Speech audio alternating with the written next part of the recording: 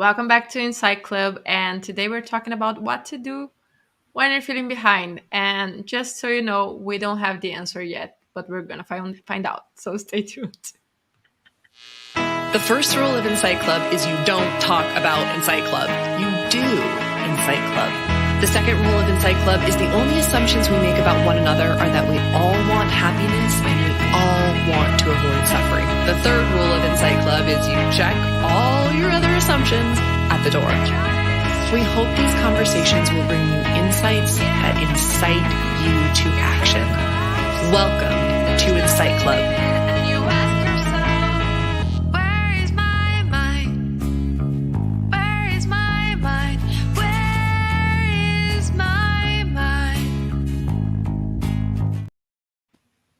So today my mind went to incite you to take action. Because when we think of being behind, the first thing that we think is, I have to do something, I have to take some action. And sometimes it works because just getting into movement uh, incites new things to start rolling and get us in the flow. And sometimes we just run around like a chicken without a head. Yeah.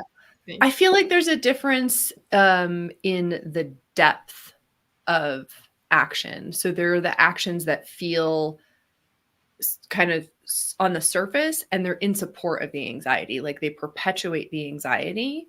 And then there are actions that feel deeper. And maybe I just mean this on a physical level, but like if the action I take gets my blood pumping, gets me breathing hard, that feels very different from I used to have this continual or like perpetual argument with my college boyfriend when there would be a project to do, and I would go like, well, we just have to get started, we just have to do it. And things like we went through like a couple big moves, like moving to different states together, like we just have to do it. And he would go, well, what is it you want to do? Right. So, and his thing would be like, no, we have to sit here for like 3 hours and make a list of everything and think it through and all. And I was like, no, I just have to do something. But that question, okay, well, what would you want to do? It got me every time. Because even though we didn't need like as long sitting down, there was a compromise somewhere in the middle that we never found, but it was there. But like, he called my anxiety out, right? It's like, oh, I don't know what that first step would be. But it might sometimes literally be walking around in circles in the room, just, like a jungle cat that's been brought to a zoo pacing its cage, because it's like, I'm moving, I'm doing something, but are we moving the stagnant energy, or are we on a treadmill just keeping that stagnant energy going? Yes. I feel like anytime that we're feeling behind, movement is the answer. Yeah. Just you touched on a big thing in there. Like, are we moving our energy or are we just racing our minds? Yeah. Because that's a race we can never win, because the mind will be like, I don't remember how many thousand thoughts per minute, and it just continues, and we can't even catch that. So actually slowing that down might be the best way to not be behind, to start. I also feel like the mind creates a whirlpool, sucking us back into the same thoughts again and again. And it doesn't want us to shift contexts. So for a little bit over a month now, I've been doing this walk in my neighborhood where I walk to a park and there's a little hill and I walk up the hill. And it's an instant perspective shifter, because all of a sudden you're higher up, and I mean, it's a beautiful view. You can see 360 degrees and all the mountains. And it immediately pops me out of whatever context I was in, because now I'm seeing different things. I can see my house from the walk, and I'm like, oh, it's a cute little, the cute little house. Like, problems literally look different in that different context. And I feel like when we're in the racing mind, it does everything it can to prevent us from shifting context to going, I really, oh man, I was up with anxiety last night. Like I woke up in the middle of the night last night and I had anxiety.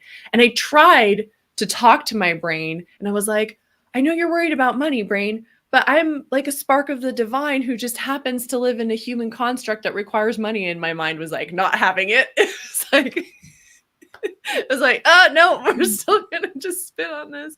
Like using words and using language to try to shift the context wasn't working. But when we move our energy, I think one of the important things we're doing is releasing the context. Is that making sense? Yes.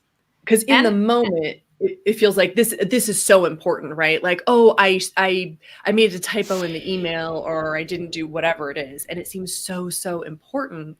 And then a couple days pass and we're like, oh, that's really small, because we're not in the situation in the same way anymore. yeah. So if we could do something to break free and switch contexts, that's powerful. Hmm. And what your body, how your body responded to what you said to your mind. uh it's wasn't much of a there wasn't much of a response. What I ended up doing was like physiological interrupters, like lying on my stomach, massaging my feet. It's like I feel like the mind wants to keep us in the battleground of words and Yeah. ideas, right? Because that's where it's going to thrive. And so for me, like the way I have to cut through is like direct to the body, Hmm. changing my breathing. Um, and Yeah, I asked because movement also brings the body into the conversation. yeah, yeah, And I often feel that that's the best escape from the mind taking over, and actually being able to feel how I want to feel and what am I desiring beyond the words that my mind is saying, and also the words that other people might be saying. yeah. Hmm. Where does the feeling of behind even come from? I mean, it's so, I feel like we accept it so naturally, but outside of the context of having a deadline or due date that's been either given to you or you've agreed upon with other people, like, why do we so readily believe there's a place we should have been by now that we're not? Yeah. Oh, first off is expectations, but also and this can come from expectations that we put on ourselves, and also expectations that come from society or from how we were raised or all this stuff. But also, we all know we have a limited time here, and we never know when that time ends. So I feel like the feeling of being behind can come from expectations, in a sense that I should have reached that already, or like things that we think we have a limited time to do, or something like that, or that we put this uh, goal for ourselves. But also, I feel, for me at least, that sometimes it's because I'm gonna feel that when I'm not living in the way that I want to be living. And then I feel like, my question often is, if today was the last day, have I lived the Mm. way I wanted to live? Because And that might be different from day to day, but if I lived, I'm not going to be feeling behind, even if I haven't checked my checklist. But if I feel like I wasted time that I could be doing something that I actually wanted to be doing, uh, yeah, I will feel behind. That really resonates with me. And I can think of days where I put off the things that even had deadlines, like they had external deadlines, like other people were expecting them, and didn't feel behind because I like had an inspiration and I followed it and ended up creating something, or maybe even playing in a way that felt really fulfilling and like I was living. So that's really helpful, that insight where the feeling of behind is linked to a feeling of not, for me, what comes up is expressing, like not expressing my skills, talents, and gifts, what I came here to say, creating the things that I want to. Um, I can feel fulfilled working on things for other people when I'm fully in them and I'm giving myself over to them and I'm in the flow of a project. So that, yeah, that's super helpful. What I want to start investigating then is, um, I mean, I guess it's what I already know, and it sounds so counterintuitive, but anybody who's experienced this knows it's not counterintuitive. Like, slow down to speed up. Yes. So there was a while where I was starting my day. I don't know why I stopped this, but there was a while where I was starting my day, like after my morning practice and getting dressed and everything. I would take my tea or my coffee and sit outside on the porch and just kind of stare for a little bit and let my mind wander. Sometimes I'd bring my paper planner with me and go like, what is it I'm trying to do today? What is it I'm trying to get done? And honestly, maybe what changed is just the weather. Like it's chilly now, so sitting outside is it's not calling me in the same way. Mm. But starting the day by slowing down a little bit, I guess, my college boyfriend won. He won the argument before you start lots of doing and frenetic action. It's like, what are you trying to get done? Um, but I found that to be helpful. And it wasn't creating a whole to-do list. Sometimes it wasn't writing anything at all, but just feeling grounded and centered and then feeling like I was taking action from a clear sense of, when I get to the end of the day, what will I feel good having done? Yeah. Yes. I feel like that's something that I have done and I stopped it for a while. Having that first moment in the day just by myself. And I recently picked it up, and I can definitely see the difference because, especially when you live in a house with someone else, if you start, or even if you live by yourself, but the first thing you do in the morning is picking up the phone, you already start with beyond all the mess in your mind, picking Yeah. up the mess in other people's uh, Yeah. minds. So, yeah, go ahead. And for me, it's not only the mess. I feel behind when I'm hearing other people doing the things that are lighting them up. So it's just picking up anybody's energy. And I felt particularly behind this week, and I know exactly why. And it was because I was in a context with people I cheer on and support and care about, but they're all killing it. And I was like, oh, I'm definitely not killing it. Like I'm in a very different part of the cycle right now. It's like they're like on waves that are cresting. I'm like, awesome, amazing. But that's intensifying for me the feeling of I'm behind because that's not at all where I am. And so there's like it's just it's natural for me to compare myself um to what other people are doing and to their timeline. So it's not only like absorbing the mess. I've been absorbing people's messes this week too. And I'm like, stop putting your emotional breakdown on me. Like, stop projecting your emotions on me. Um, but it's not only the mess. It's just like so that helps me too, because it highlights I really need to set good boundaries around my energy and what I'm picking up.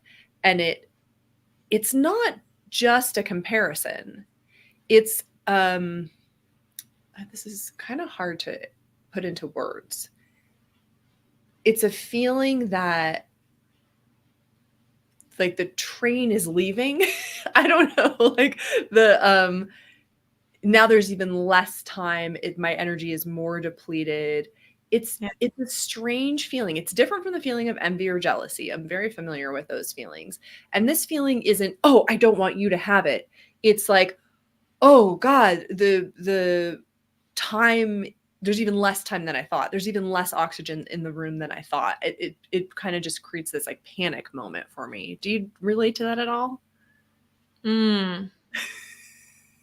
I'm trying to under to see if I can find this, because when you mention, I have experienced that feeling of, oh, this person is doing exactly what I wanted to be doing, and Yeah. Yeah. I was, but I'm not explaining, so now feels like they're doing and I'm not.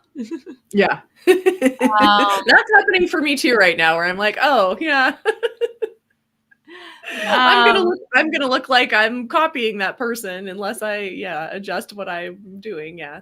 yeah, I had that. But yeah, tell me more about that less oxygen in the room, because that's interesting. It's like the time to do it is passing me by and the Mm. opportunity won't be there. And like I guess the oxygen is my confidence. So the Mm. more I'm in that space where people are killing it, the more I'm like, it's extra bad. So I had been like, oh, I'm in this low place, but I'm trusting. And before we started recording, we were talking about like it's a real tumultuous time astrologically, and there's a lot going on. And I was feeling like I'm behind, but I was like, I know I'm also in the energy of what the cosmos is doing. And I was like, okay, I feel good about that because I'm riding the wave. I'm releasing things, as all these changes are happening, even though it feels scary. So I was like, okay, I'm just in that dark before the dawn. It's the hard time. But then I was in this space and I was like, oh, no, I'll never have the energy and confidence to actually be successful. Like I don't know, the the fact that it seems so straightforward for other people just makes Mm. me like break out in doubt. I think I get it. I usually, when I see other people thriving, that kind of inspires me to do the same. Yeah.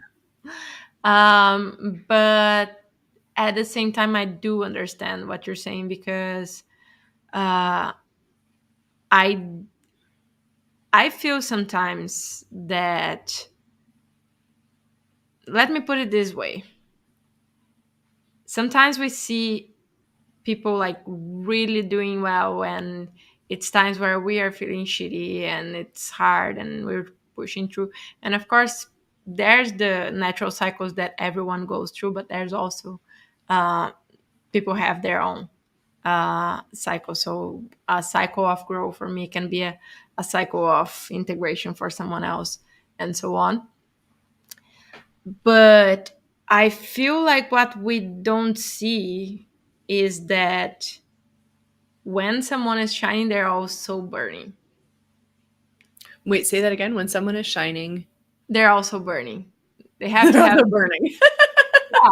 If you light up a candle, the candle is burning, right? If you light up Yeah. a fire, a bonfire, the wood is burning. So we in the oxygen too. Anyway, we need to have the fuel to be burning bright like that. And if we just burn, burn, burn, and we don't refuel, we end up uh, burning out, basically, which Mm. I'm familiar with too many times. Should have learned by now, but uh, and what I feel is like what often happens that makes me feel behind, in my experience, is when I get a little bit of fuel. I feel like, oh, now I can go, and Mhm. then I start showing up, and yeah, great, great, great, great, great, but I haven't continued refueling, and then I crash and stop, and I need to rebuild again, and all that happens in cycles too. So it's like, yeah, it's like getting the it takes so much energy to get the fire started as opposed to continuing to feed it. So what are things that refuel you? Like what does your refueling process look like?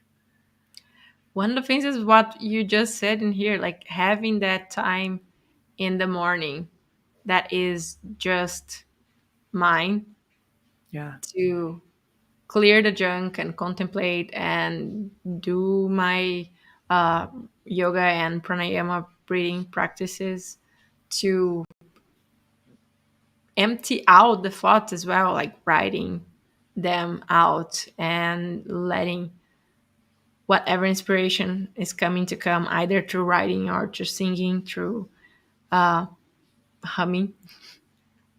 All of those things are the things that I feel like actually fuel me.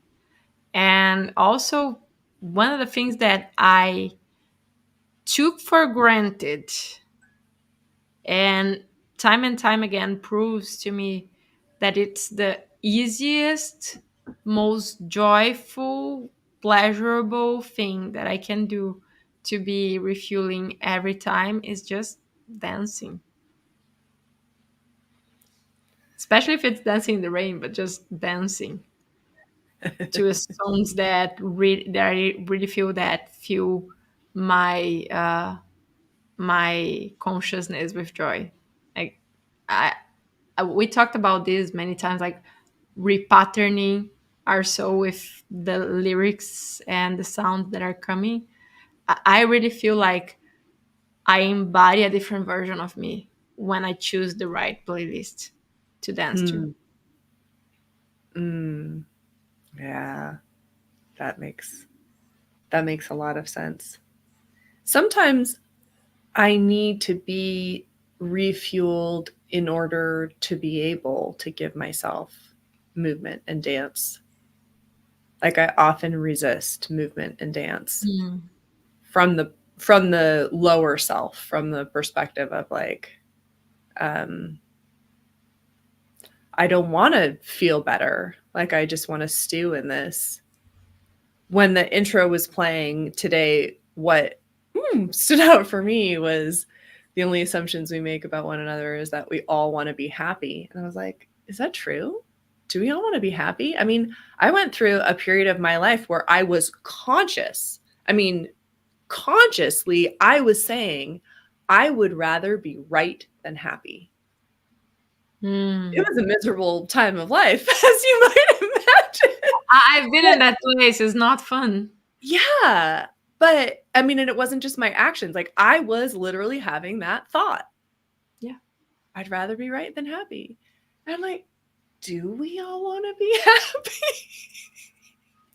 Well, I had a similar thought, but mine was I rather be free than have peace. Oh, say more about that. Sometimes we let go of our freedom to keep peace, Yeah. Yeah. and I was not willing to do that. Like peace with other people. Yeah. Yeah. Well, that, I mean, that sounds very wise to me. Right? Because like um if you give up your freedom for peace, I don't think it really is peace.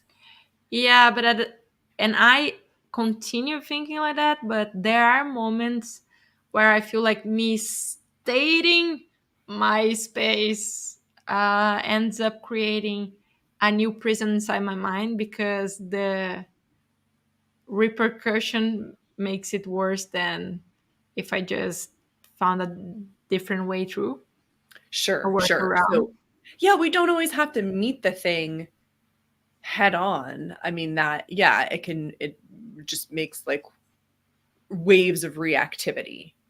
Um, Yeah. that's, man, I would like to learn that. Like, I've been so passive aggressive my whole life. And I came home last night and the neighbor who has like 50 million cars and they're like always parking them in front of the house and everywhere and just like, and they're not they're not good neighbors for other reasons. Their dog like almost sent Grady to the hospital, like took a big chunk out of him. So there's just, there's some tension there.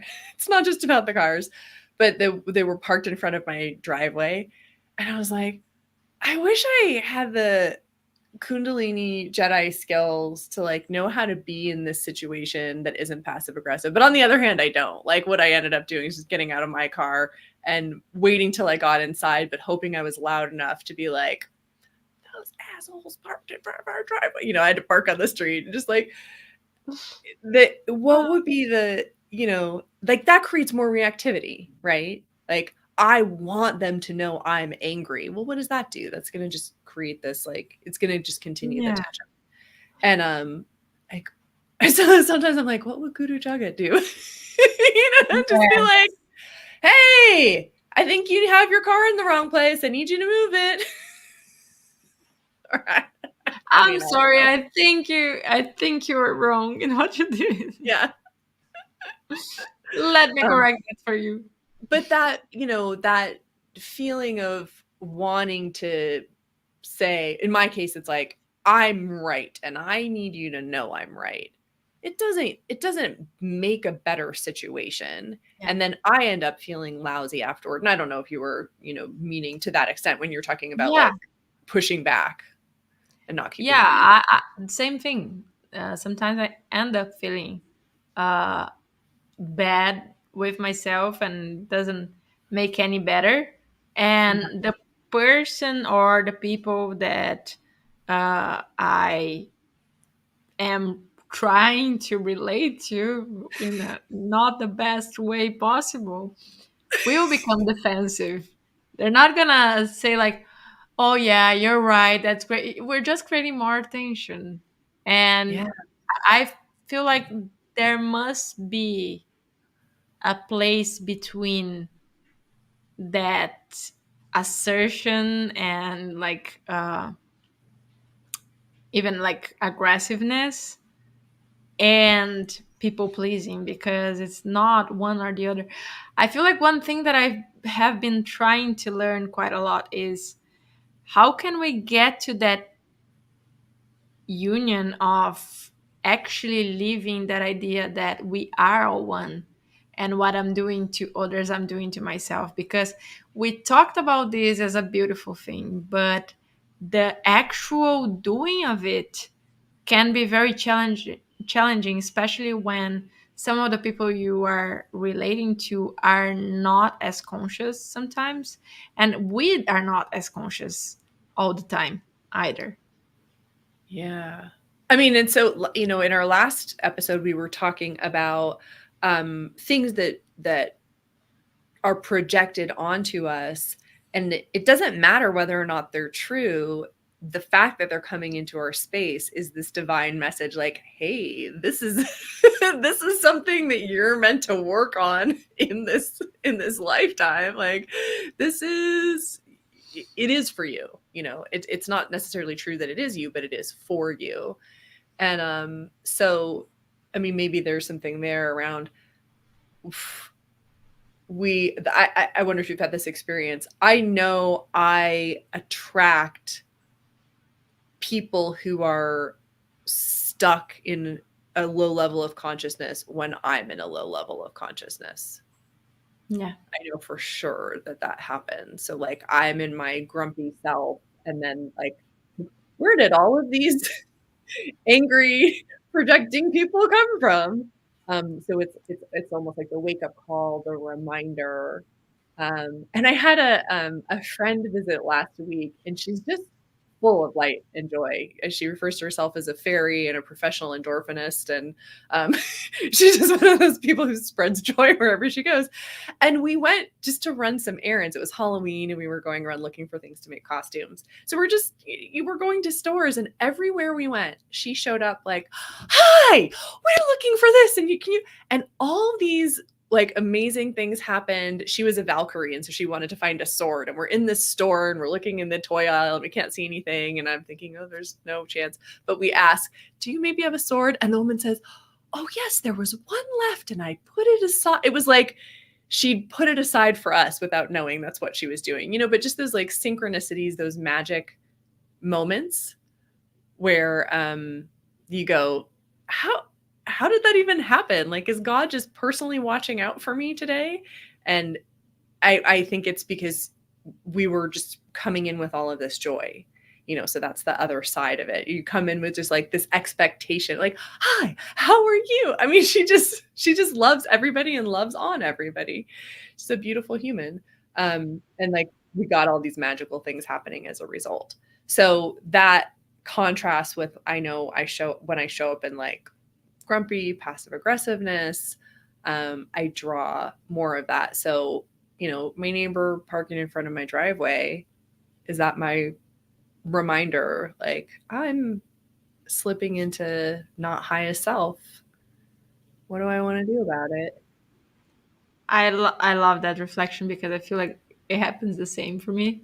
I had moments where I was having the time of my life, uh, even in situations where other people.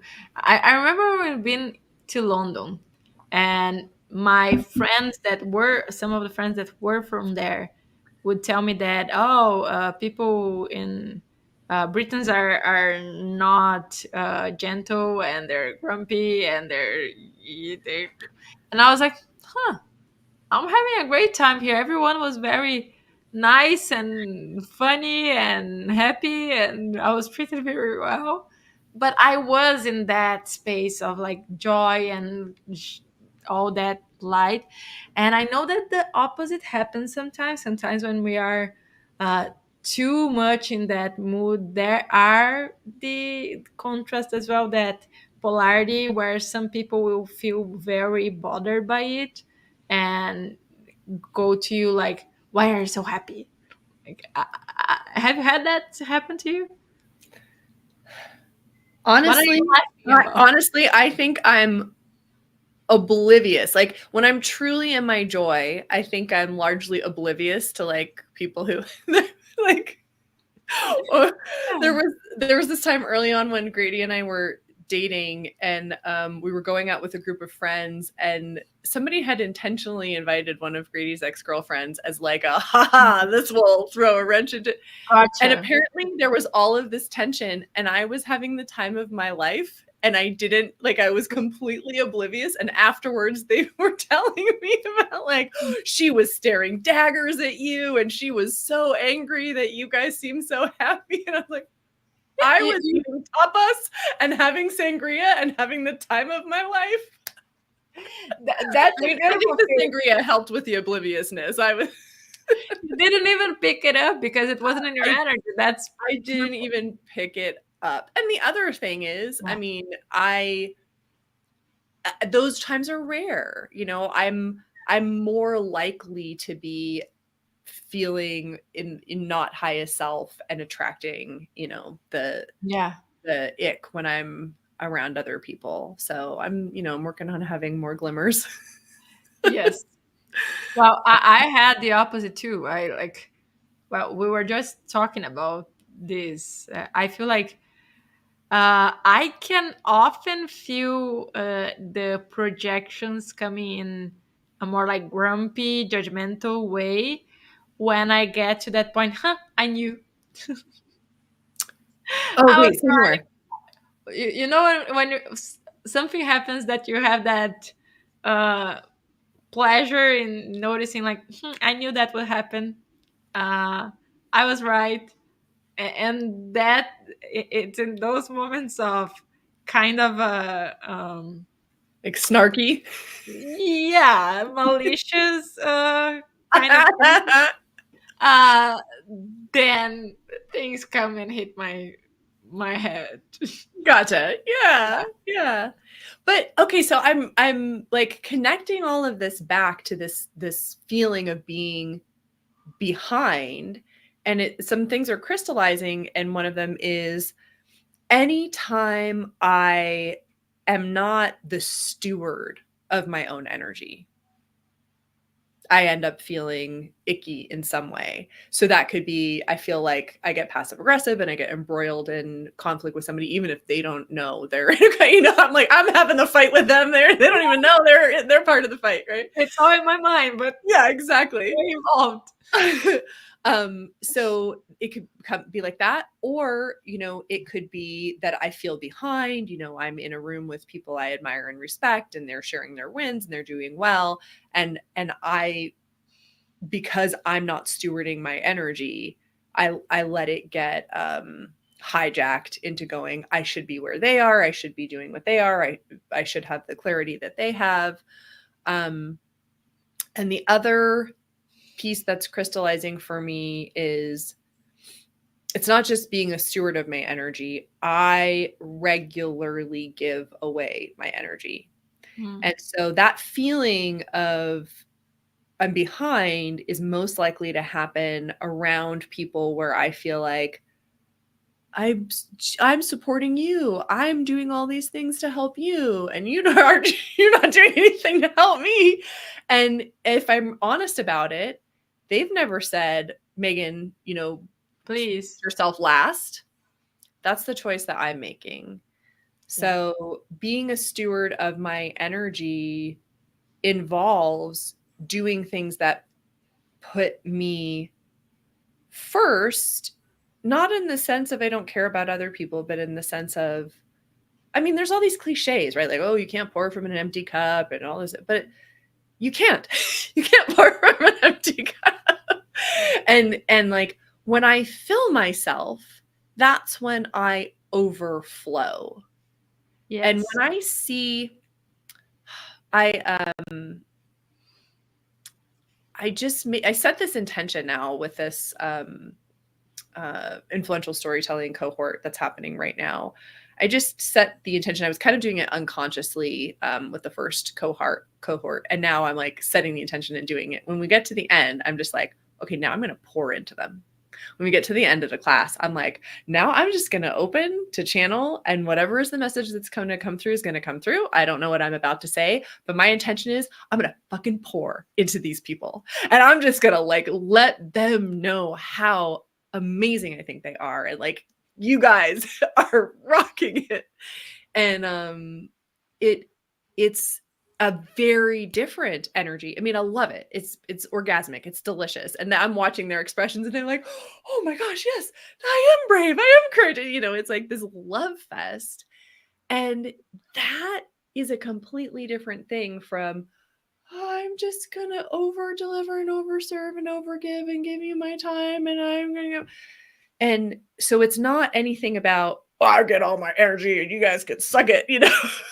It's not about it's not about denying people our light, but the way I'm giving it is radically different. I can completely relate both with what you were saying before of like wanting to give and feeling like that resentment.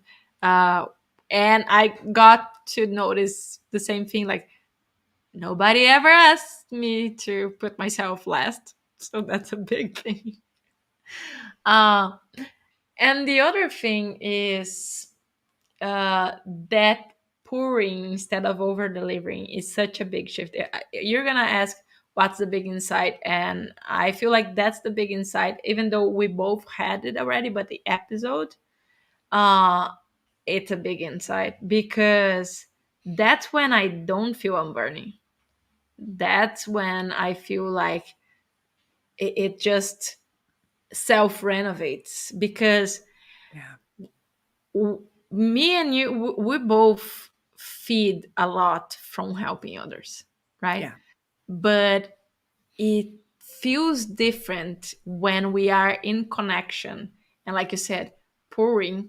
than from when we are doing and doing and doing without having that connection. Because what happens is, if the other person is not there to receive and it's not open to receive, it it feels pointless.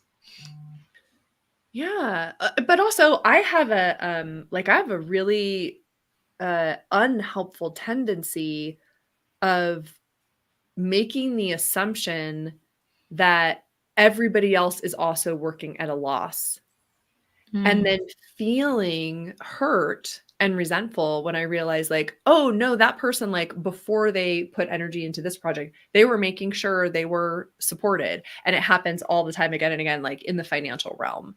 So I'm mm, like, oh, I thought the rule was we all just had to give no matter what, and I'm like, oh, I don't have enough to support my like, I have empty pockets, and I'm like, oh, but I still have to give. I'll go into debt to, make sure you have what you need. And I was like, I thought that's how it was all, we were all operating. So then when people are in a healthy boundary around their time, energy, mm. and money, I get resentful, which is such a terrible feeling, right? Yeah, Like, that's actually a healthy boundary. That's the way I would like to operate. So the feeling behind, another insight I'm having is, feeling behind is a signal that I'm not creating my firm foundation, and I'm trying to give from an empty cup. I'm trying to give time, energy, and money that I don't have. Um uh and that I'm, like, in a I mean, I guess that's the people pleasing mode, right? It's the survival mode, and it goes deep. Like, my nervous system under threat responses are freeze, flee, as in dissociation, and fawn. And like, the fawning is the people pleasing. And it's not something we do because it seemed like a logical strategy, right? It's a yeah, survival mechanism. And so I want to just, like, honor that for myself, for you, for anybody else who identifies as a people pleaser. Like, this is some big deal stuff. It's a part of our brain who needed to survive, going, please don't upset the people in power. Make them feel like they're right all the time, do whatever they ask, even if they didn't ask it. And then, translate this skill to people who are actually kind and, never wanted you to overextend yourself and aren't a threat, just in case. That there's I mean, I guess another insight I'm having is, like, there's more healing for me to do around um the fear of being cast out, the fear of yeah. being killed, the fear of being rejected. And you touched on another assumption in there, Yeah. because you mentioned assuming that, oh, we're all giving, even if it puts us in danger or in death or anything like that, Yeah. right? I feel like that's something that some of us learn like this, and it's an assumption that we need to break as well. I feel like the more I felt burned by it, the more I question, is everyone around me wrong, or do I have something wrong about it? Because there are two things that happen that are related to feeling behind as well. One is that we often feel behind because we put other people's projects and other people's happiness in front of ours. Yeah. And because we don't really know what to do with ours. So it's easier to see what to do for others than it is to actually get going with ours sometimes. So it's easier to say, like, oh, that person is ungrateful because I'm doing everything for them even though they never asked me, uh than telling ourselves, yeah, I'm actually stuck because I don't know what the heck I'm doing here. Yeah. and I know that I want to do something, but I don't have the clue.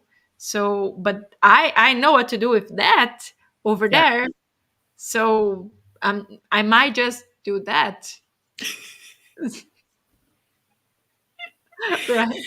And sometimes it's the energy of it that's so important, because sometimes that can be the right choice. Like sometimes procrastinating by doing the other thing is the right choice, because Yeah. it's like I call it the sacred pause, right? You're like, I don't know what to do on this, and so I'm not going to force it. I'm going to step away.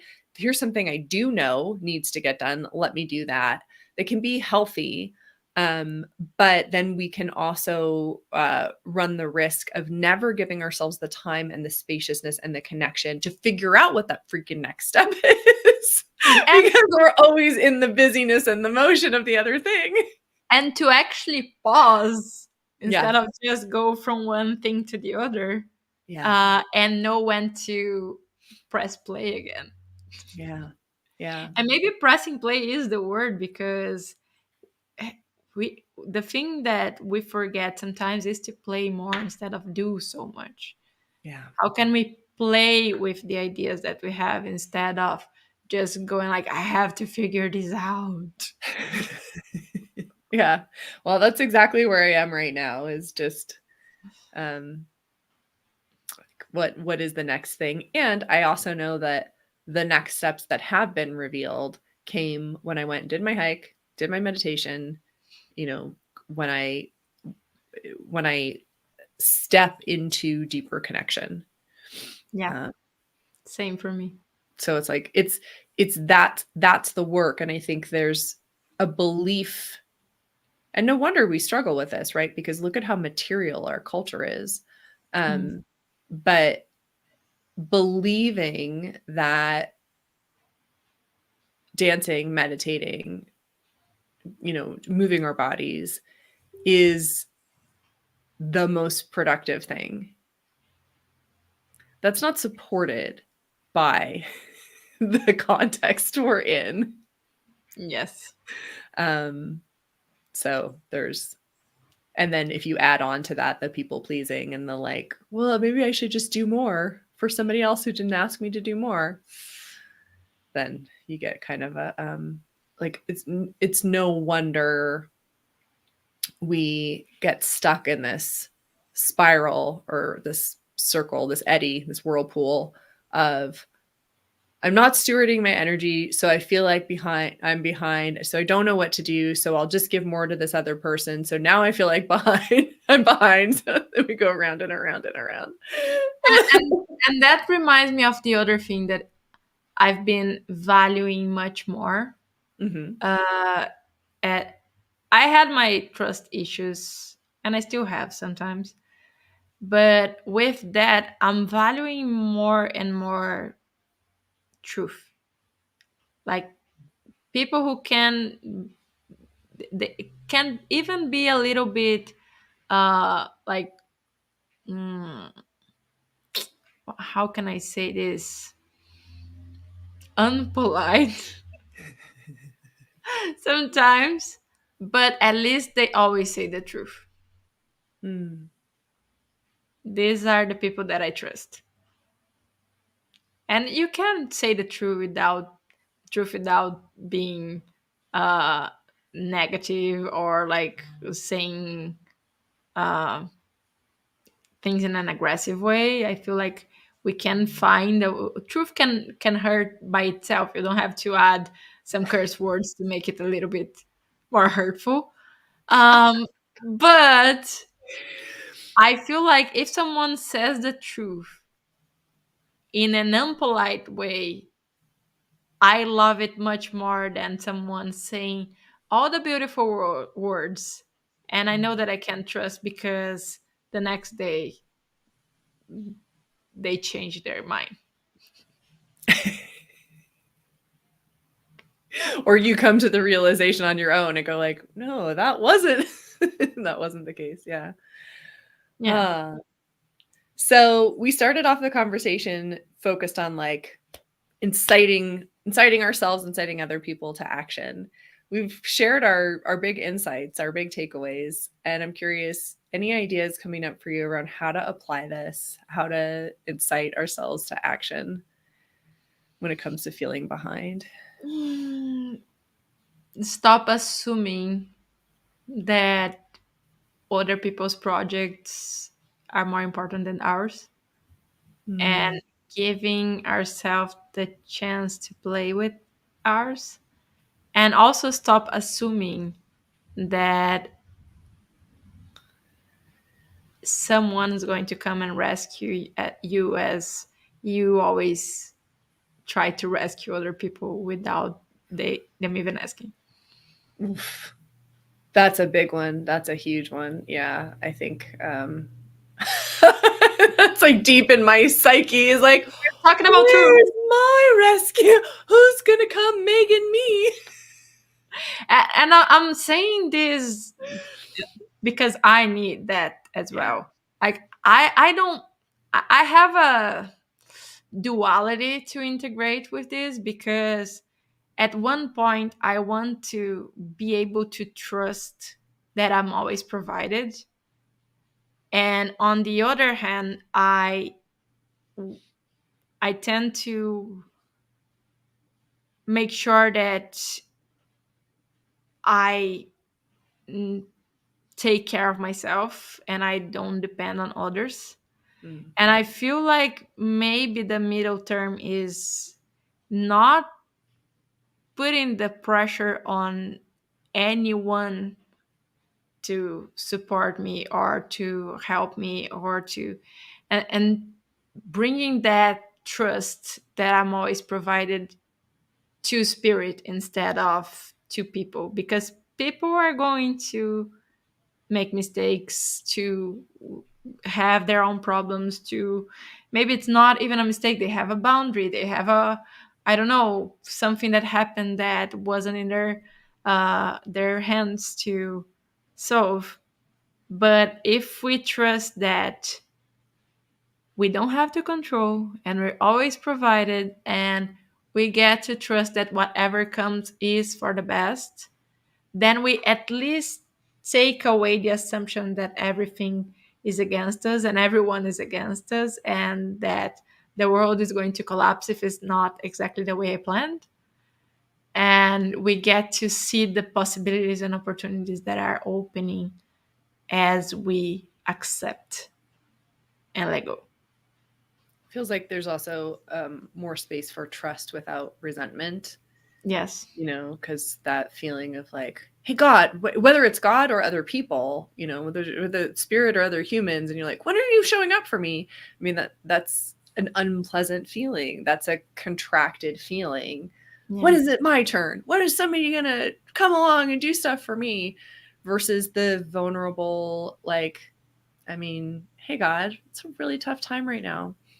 I could sure use your help. Can you give me some extra love today? Can you just hold me? Can you send me like some support in whatever form? Because, woo, is it, you know, like the desire for support, and you talk about like co-creation, and you talked about pressing play and the play aspect. The feeling like the insight, here's my insight homework. Here's what I would like to practice: cultivating a feeling that I am worthy to be Mm. supported. And at the same Ooh. time, being honest about what I need to take action on so that I don't end up in a crisis emergency mode and need to be rescued by another human. Yes. I'm Mm. I'm worthy. I'm worthy to be held and supported, and I am strong enough to support myself. I'm taking that one too. Let's I- put it on a t-shirt. Let's put it on a t-shirt. uh, Ah, yeah. We Thank need you. that. This was a Mm. very healing conversation for me. For me too. Mm. Mm. Hope it was for anybody listening too. Let us know. What do you do when you're feeling behind? Does this resonate with you? Like, when I'm feeling behind, it's my opportunity to lean into trusting I'm supported and also get real. Like, where do I need to maybe take care of my stuff first before giving my energy out to other people. Yeah. Mm. And let us know if you want that on a t-shirt, or what do you want on a t-shirt. Yeah, what do you want on a t-shirt? I love it. Hint, hint. Thanks All for right. tuning in. We'll catch you next time. Catch you next time.